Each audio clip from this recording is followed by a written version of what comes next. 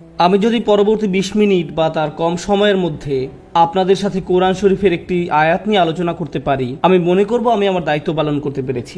এই আয়াতটি সূরা হাদীদের অন্তর্ভুক্ত। আচ্ছা, আমি যেন কি সম্পর্কে কথা বলছিলাম, কত আয়াত নিয়ে আমি কথা বলবো? একটি আয়াত যেটি সূরা আল হাদীদের অন্তর্ভুক্ত, কুরআন মজিদের ৫৭তম সূরা, যেটি মদিনায় অবতীর্ণ হয়েছিল, যার মানে এই সূরার মূল প্রতিপাদ্য বিষয় মুসলিম সমাজকে কেন্দ্র করে। এমন অনেক মাদানী সূরা রয়েছে যার মূল আলোচ্য বিষয়টিতে সমগ্র মানব জাতিকে সম্বোধন করা হয়েছে, কারণ এই ধর্মের আহ্বান সমগ্র মানব জাতির প্রতি। কিন্তু কোরআনে আবার এমন জায়গা রয়েছে, বিশেষ করে মদিনায় অবতীর্ণ সূরাসমূহের মধ্যে, যেখানে আলোচ্য বিষয়ের মূল উদ্দেশ্য মুসলিম সমাজ, তারাই এই সূরাগুলো শুনছে। আপনারা কি আমার কথা শুনতে পাচ্ছেন? ওকে, তো এখন এই মাদানী সূরায় জীবনে আমরা যে সমস্ত বিষয়ের পেছনে ছুটি তার একটা সারাংশ আল্লাহ এই মাদানী সূরায় আমাদের দান করেছেন। তিনি শুরু করেছেন এভাবে, ইয়ালামু, তোমরা ভালোভাবে জেনে রাখো। এটা আল্লাহর পক্ষ থেকে আমাদের জন্য একটা আদেশ, ভালোভাবে কোনো কিছু উপলব্ধি করার জন্য। কিন্তু যে বিষয়গুলো তিনি উল্লেখ করেছেন সেগুলো আমাদের নিকট সুস্পষ্ট। সম্ভবত আমরা আমাদের জীবন পরিচালনা করার সময় এই বিষয়গুলোর প্রতি লক্ষ্যপাত করি না। তিনি বলছেন, ইয়ালামু আন্নামাল হায়াতুদ দুনিয়া লাইব, পার্থিব জীবন খেলা ছাড়া আর কিছুই নয়।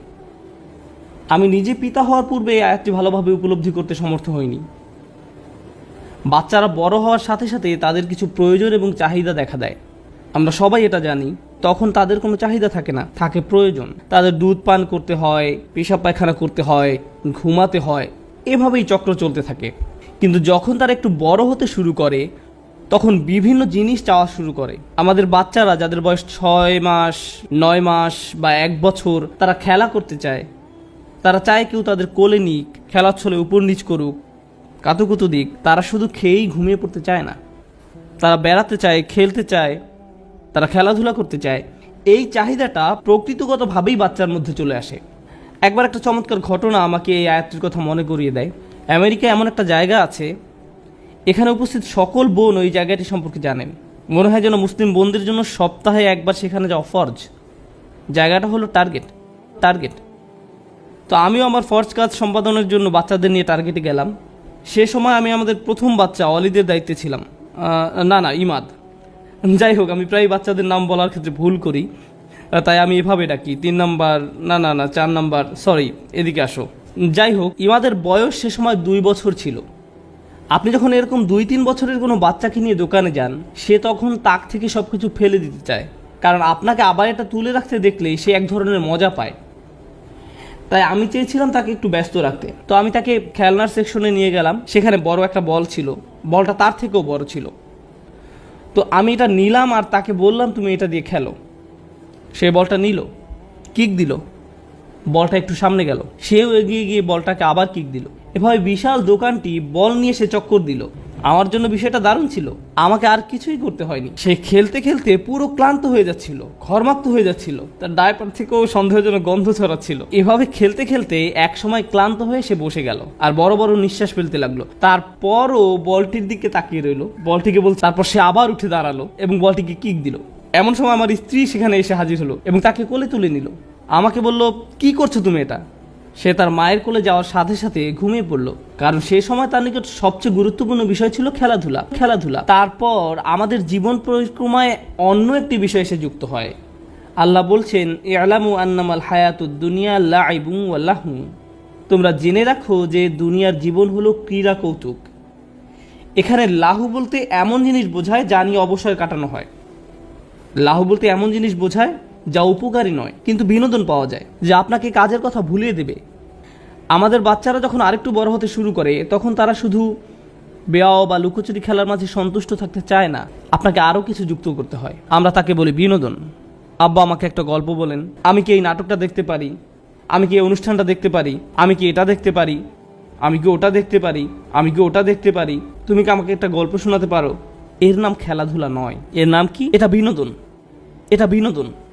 সুতরাং জীবনের পরবর্তী পর্যায়টি হলো বিনোদন। বর্তমানে অবশ্য খেলাধুলা আর বিনোদনের সমন্বয় তৈরি করা হয়েছে ভিডিও গেম। গল্প এবং খেলাধুলা দুইটাকে এখানে এক করে দেয়া হয়েছে। এই ভিডিও গেমগুলোর সবচেয়ে বড় ভোক্তা হলো শিশুরা।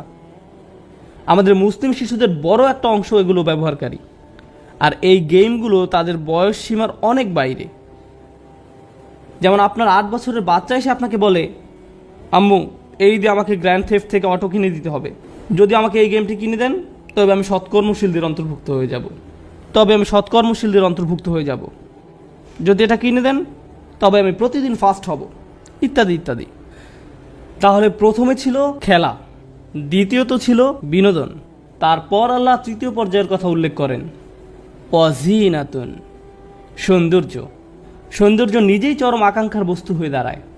এর মানে কি জানেন?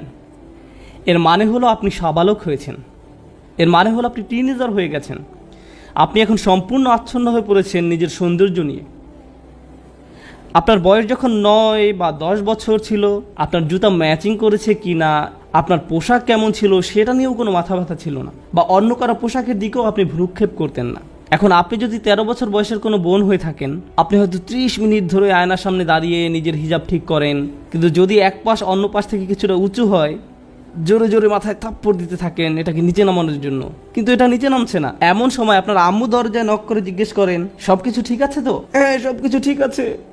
অন্যদিকে ছেলেদের ক্ষেত্রে এখনো তাদের কোনো দাড়ি গজায়নি, কিন্তু তারা মনে করে যে এই একটা দুইটা গজিয়েছে, আয়নার সামনে দাঁড়িয়ে বারবার দেখতে থাকে, হ্যাঁ হ্যাঁ আমার দাড়ি গজাচ্ছে, ও আমি এটা দেখতে পাচ্ছি। আবার যাদের মুখ ভর্তি দাড়ি উঠেছে তারা পেন্সিলের মতো করে এটাকে সাজিয়ে রাখে, মনে হয় যেন একটা শৈল্পিক রূপ দিয়ে এটাকে ছাটা হয়েছে, কোনো এক ইঞ্জিনিয়ারের মহৎ কর্ম। আপনারা খেয়াল করেছেন? এমনকি টাক মাথার ছেলেটাও দেখা যায় আয়নায় দাঁড়িয়ে এমন করছে। আমি দেখেছি যখন তরুণ ছেলেরা জুমার নামাজে মসজিদে আসে, তারা রাস্তার পাশে দাঁড়িয়ে থাকা প্রত্যেকটি গাড়ির আয়নায় নিজের চেহারা দেখে, চুল ঠিক করে। দৃশ্যটা বেশ মজার, বিশেষ করে যদি আপনি গাড়ির ভেতরে থাকেন আর তারা তা জানেন, সত্যি বেশ মজার। যাই হোক, সৌন্দর্য একটি চরম আকাঙ্ক্ষার বিষয় হয়ে দাঁড়ায়। আপনি চান আপনাকে যেন সুন্দর দেখায়, আবার আপনি সুন্দর কারো প্রতি আকৃষ্ট হয়ে পড়েন। আপনি সুন্দর গাড়িতে চড়তে ভালোবাসেন, যদি আপনার বাসা সুন্দর না হয় আপনি মানুষকে দাওয়াত করতে চান না। আপনার বাবা যদি বেশ পুরাতন মডেলের কোনো গাড়ি চালায়, আপনি তাকে স্কুল থেকে বেশ দূরে কোথাও নামিয়ে দিতে বলেন। আপনার বন্ধুদের এমন গাড়ি দেখানোর চেয়ে আপনি হেঁটে স্কুলে যাওয়াকে অধিক পছন্দ করেন, কারণ এ বয়সে সৌন্দর্য আপনার মনকে সম্পূর্ণরূপে আচ্ছন্ন করে রাখে। ফ্যাশন, সুন্দর পোশাক, বাসার ভিতরের ডিজাইন, এ বয়সে আপনার রুমকে আপনি সাজিয়ে রাখতে পছন্দ করেন।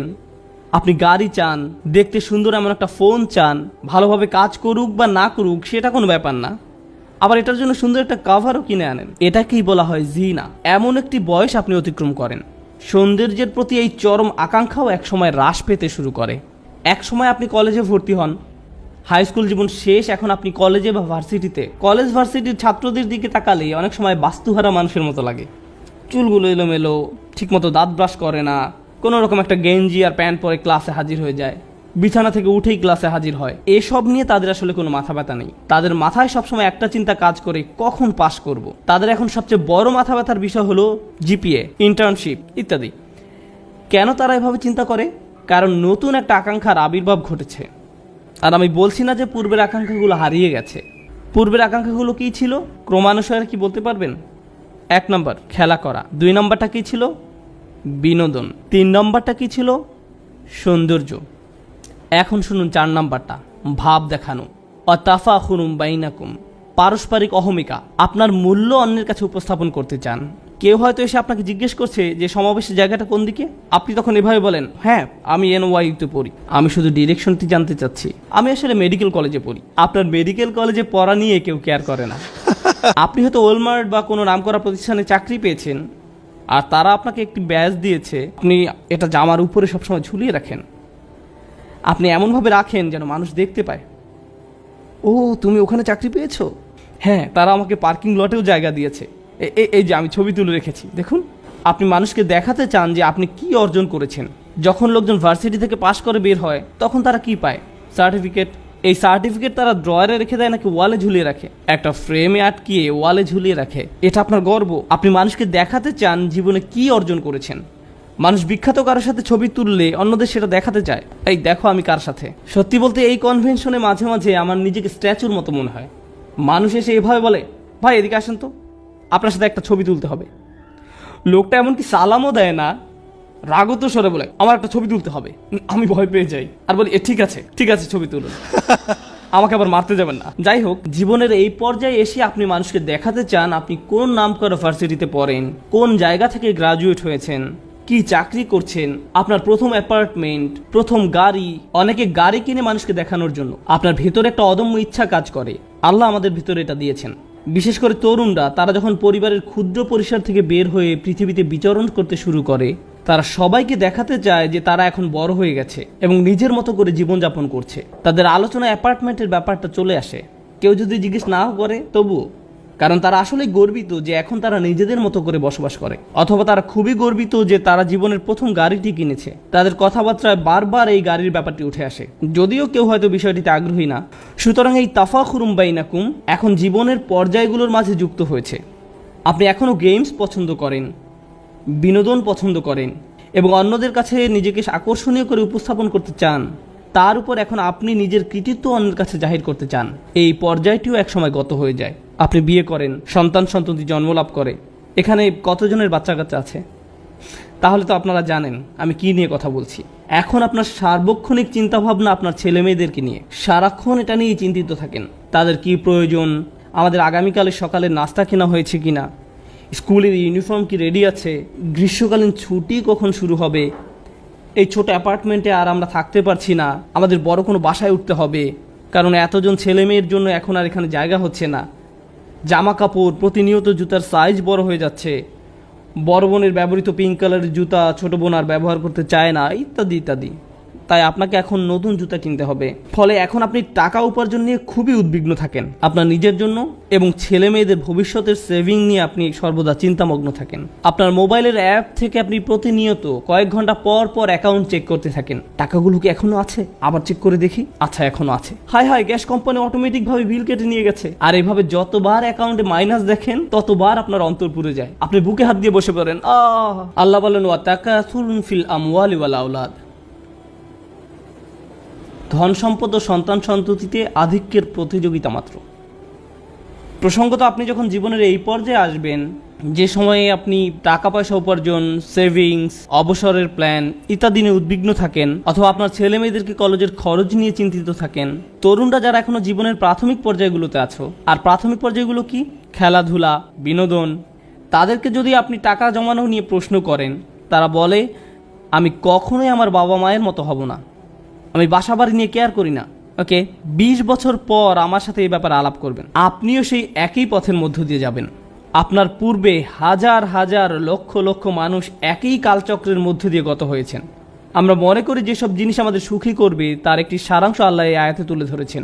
এই যে এইসবের পেছনে তোমরা ছুটে চলো, একজন শিশু মনে করে সে সুখী হবে যখন সে খেলাধুলা করবে, আর একটু বড় হলে মনে করে বিনোদন পেলে সুখী হবে, আর একটু বড় হলে মনে করে নিজেকে সুন্দর দেখালে অথবা সুন্দর কিছুর পাশে থাকলে সে সুখী হবে, আর একটু বড় হলে মনে করে কিছু একটা করে দেখাতে পারলে নিজেকে সুখী মনে হবে, তারপর আরো বড় হলে মনে করে অনেক টাকা পয়সা উপার্জন করতে পারলে সুখী হবে। সারা দুনিয়ার মানুষ তারা যে ধর্মেরই অনুসারী হোক না কেন, যখন কেউ কোনো বাড়ি ক্রয় করতে পারে তখন মনে করে যে আমি জীবনে কিছু একটা অর্জন করতে পেরেছি। যদি না পারে, তখন আপনি যদি জিজ্ঞেস করেন তুমি কি চাও, আমি যদি কোনো সম্পদ অর্জন করতে পারতাম। তারা ভাড়া বাসায় বাস করে, তারপর সুন্দর কোনো বাড়ির সামনে দিয়ে যখন ড্রাইভিং করে যায়, এমনকি এটা যদি ছোট একটা বাড়িও হয়, মনে মনে ভাবে ইস, যদি এরকম একটি বাড়ির মালিক হতে পারতাম, ব্যাপারটা খুব সুন্দর হতো। রিয়েল এস্টেট ওয়েবসাইটে গিয়ে বিভিন্ন ধরনের বাড়ির সুন্দর সুন্দর ফটোগুলো দেখতে থাকেন।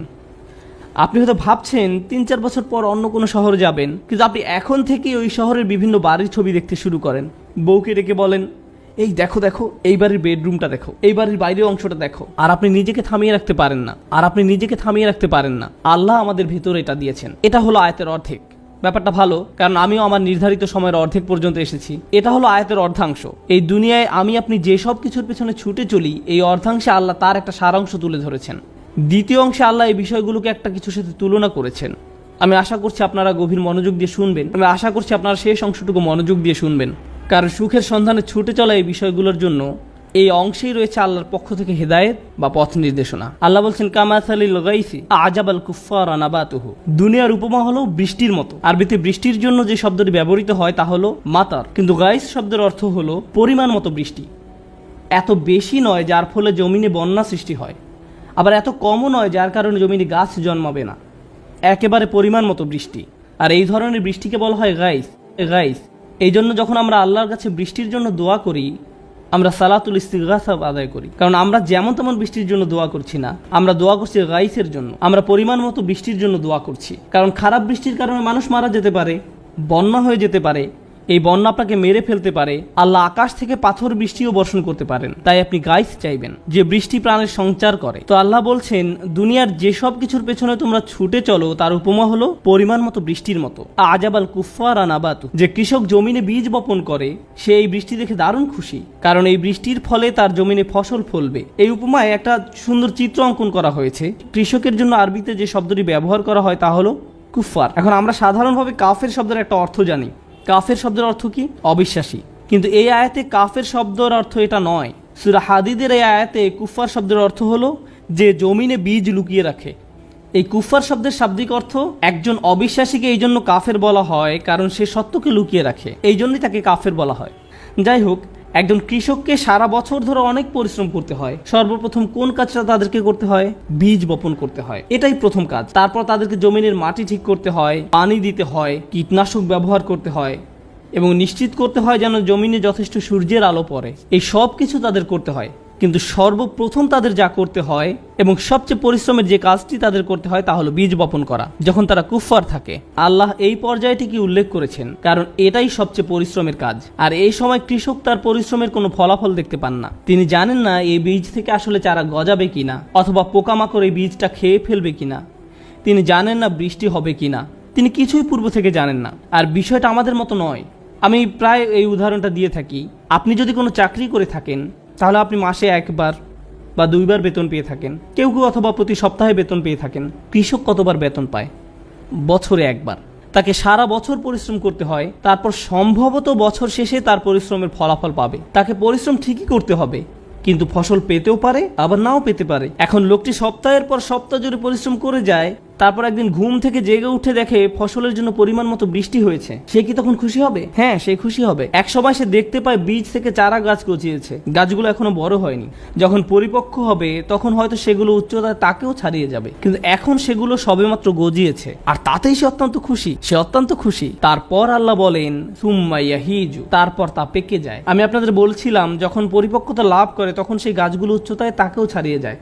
যখন ফসল পরিপক্কতা লাভ করে তখন একজন কৃষকের কি করা উচিত? আপনারা কৃষক নন, কেউ কেউ হতে পারেন, আমি জানি না। কেউ কি এমন অঞ্চল থেকে এসেছেন? যখন ফসল পরিপক্কতা লাভ করে তখন আপনারা কি করেন? তখন ফসল সংগ্রহ করতে হয়, ফসল কেটে ফেলতে হয়। কিন্তু আয়াতটি এখানে একটা অদ্ভুত মোড় নিয়েছে। আল্লাহ এখানে বলেননি এরপর সে ফসল কেটে ফেলে, বরং তিনি বলছেন ফাতারাহু মুসফাররান, তখন তুমি তা হলুদ বর্ণের দেখতে পাও। তখন তুমি দেখবে এটা হলুদ বর্ণ ধারণ করেছে। এখন এটা বুঝতে পারা গুরুত্বপূর্ণ, কোনো কৃষকই নির্বোধ না হলে তার ফসলকে হলুদ বর্ণ ধারণ করতে দিবে না। এখানে ধান বা গম গাছের কথা বোঝানো হয়নি।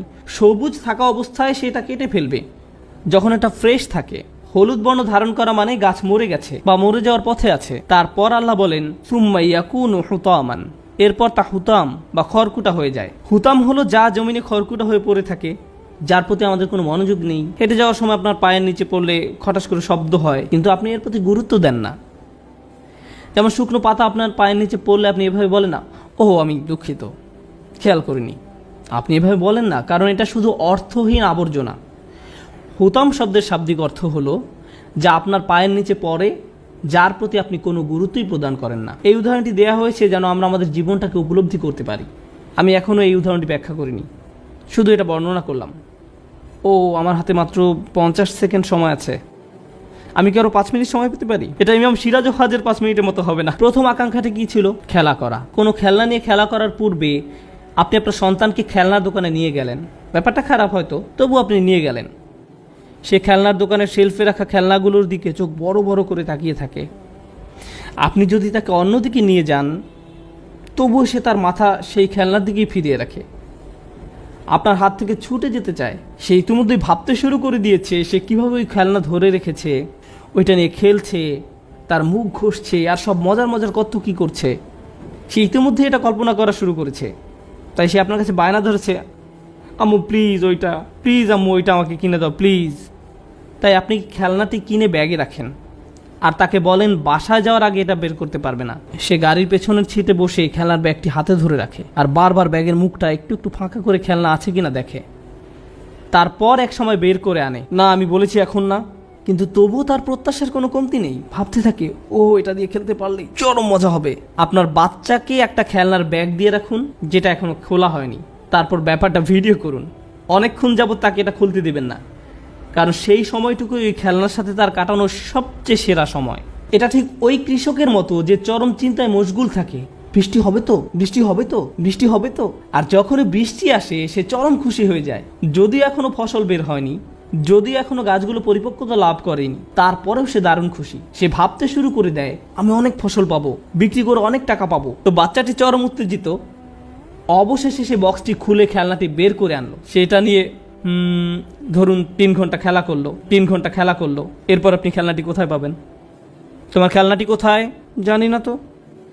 তুমি আমাকে কখনো আয়রন ম্যান কিনে দাওনি, দিয়েছে শুধু ক্যাপ্টেন আমেরিকা, দিয়েছে শুধু ক্যাপ্টেন আমেরিকা। আমি আয়রন ম্যান চেয়েছিলাম। অল্প কিছু সময়ের মধ্যে যা একটু আগে তার কাছে ছিল দুনিয়ার সবচেয়ে মূল্যবান জিনিস, তা এখন মূল্যবান হয়ে গেছে। আল্লাহ কোন বিষয়টিকে মূল্যহীন হিসাবে বর্ণনা করেছেন? কৃষি জমি।